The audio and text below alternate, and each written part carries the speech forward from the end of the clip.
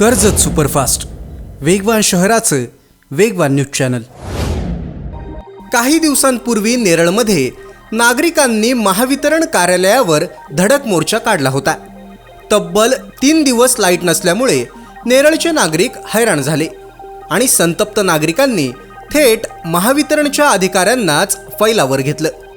नागरिकांचा संताप इतका वाढला की या कार्यालयाला कुलूप लावा असं म्हणत नेरळमध्ये आक्रोश सुरू झाला।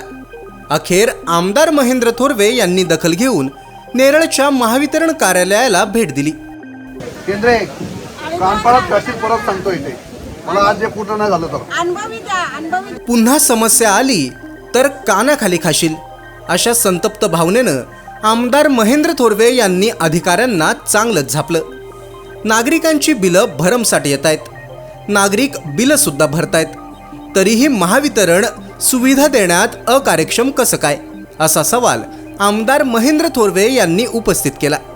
मुळात जुनाट झालेली यंत्रणा आणि अपुरा पडणारा स्टाफ यामुळे महावितरणचे 3-13 वाजलेले आहेत। नेरळमध्ये थकीत वीज बिलाचा सुद्धा प्रश्न आहे।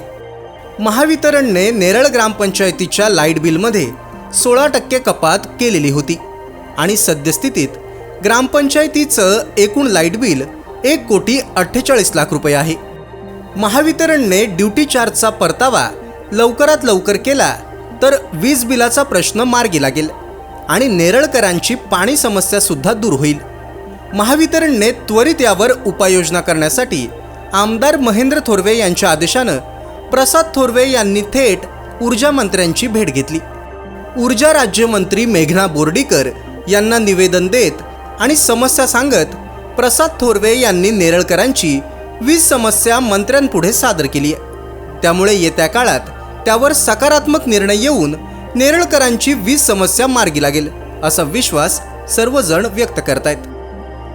तालुक्यातल्या घडामोडींचे अपडेट सर्वात आधी मिळवा कर्जत सुपरफास्ट चॅनलला सबस्क्राईब करायला विसरू नका।